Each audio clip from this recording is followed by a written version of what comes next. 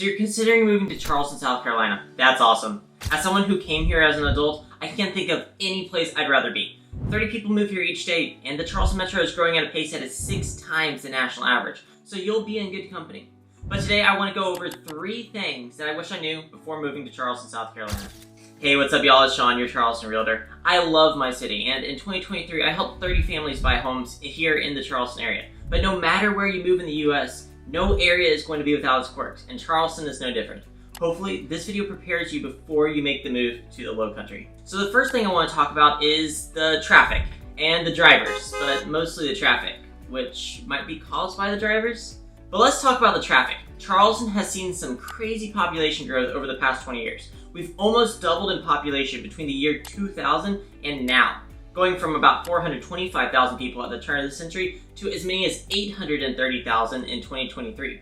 The reality of the situation is that the infrastructure just hasn't kept up with demand. Charleston is the 72nd most populated metro in the entire United States, but we rank 44th in the longest commute times. So you might be thinking, wow, I am sure the infrastructure will expand eventually.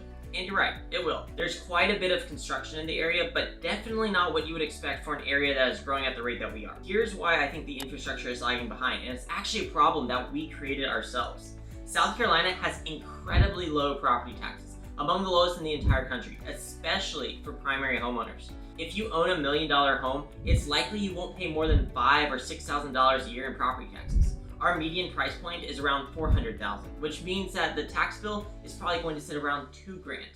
This is a far cry from other states and areas. There's still some huge infrastructure projects that would alleviate a lot of congestion in Charleston, such as a I-526 expansion into Johns Island or expanding Highway 17 in West Ashley and Mount Pleasant, if that's even possible, just to name a few. I should probably make an entire video on the top infrastructure projects that need to be done in Charleston, but I'll leave that for another time. But let's talk about our drivers. It was funny, last year I had a client visiting from Ohio for the first time. Literally the first words out of his mouth is, "What the f*** is with the drivers here?" And I get it. We have some aggressive folks on the road. Now, I wouldn't classify our entire area as aggressive, but maybe more than most. Here's a 2020 study by the company Insurify that found that Charleston had the 5th most dangerous drivers in the entire country through accumulation of 3 metrics. We have about 30% more drivers with speeding tickets and at-fault accidents than the national average, but less DUIs than the national average, so we're winning there, I guess. Next, something I wish I knew before moving to Charleston is just how crazy the weather is. And I know that everyone's going to claim crazy weather everywhere. California has earthquakes and wildfires, the North has crazy blizzards, and the Midwest has tornadoes. But in Charleston, you can probably experience most seasons in a week, sometimes even a day. Our temperatures range anywhere from the 40s to 50s in the winter and all the way up to the high 70s and 80s in the summer, which on its face is pretty mild. Of course, we're going to have days that are much hotter than 80 degrees. In the summer, I've seen nearly 3-digit temperatures with a heat index that pushes it much, much higher. And you see, that's the problem being in a coastal area. Our humidity makes many summer days extremely muggy.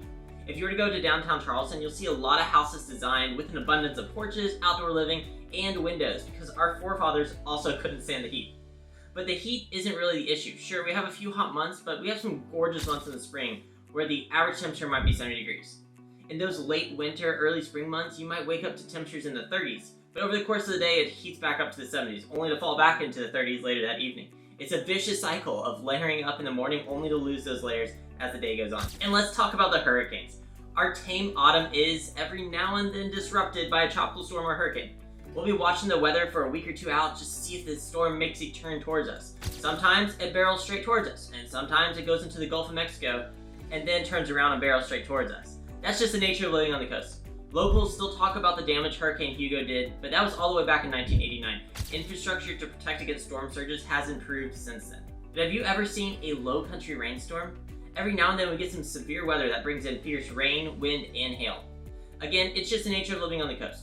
And also, much to the bewilderment of our transplant northerners, Charleston is the type of area where the threat of ice is enough to shut down schools. And the last thing you want to make sure you know about is the bugs and the critters. Let's talk about them. So we're in a coastal area with a lot of wetlands. Depending on where you are, mosquitoes can be pretty bad during some months of the year. I am not a mosquito expert by any means, but those mosquitoes here in the low country seem to be faster than your run-of-the-mill mosquito. If you know why, please comment below, because I've been wondering this for years. Mosquitoes tend to come out during the cooler dawn and dusk hours when you might be trying to enjoy time outside. This is why screened-in porches are huge down here. Many new construction homes, even the cheaper ones, have screened-in porches for those who value the outdoors. But it's not just the mosquitoes. We have a gnat problem. These gnats are affectionately known as no-see-ums, just because they're so small. You get it? No-see-ums. And they love to bite. I would argue that no-see-ums are a bigger pain in the butt than mosquitoes themselves here, and unlike mosquitoes, they are a lot harder to treat for, so it's likely you won't be able to eradicate them entirely. Of course, mosquitoes and no-see-um season is only during the warm months. There's a good chunk of the year, maybe from October to March, where you don't even have to worry about them. What you will need to worry about year-round, though, are fire ants. These ants are the #1 reason why nobody ever goes barefoot in the yard in the South. The mounds are pretty easy to kill with proper treatment, but new ones always seem to spring up.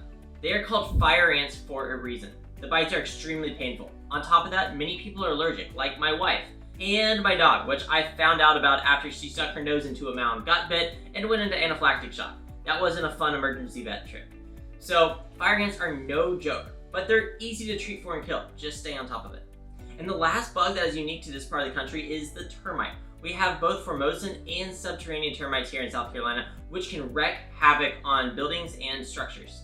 Typically, termites will swarm during the spring and the summer and tend to go dormant in the colder months. Termites are absolutely no joke, and you definitely need to protect your home against them by maintaining a termite repair bond, which is essentially a termite treatment coupled with a termite insurance policy. These tend to be a couple $100s each year to renew, which is well worth the price for the peace of mind it brings. Overall, despite the traffic and the weather and the bugs, Charleston and the lowcountry is an amazing place to call home. Every part of the country has its quirks and downsides, but the upsides of living here in Charleston far outweigh anything else. If you're thinking about making the move or you want to learn more, feel free to reach out to me. My contact information is always in the description below, and I'll see you in the next video.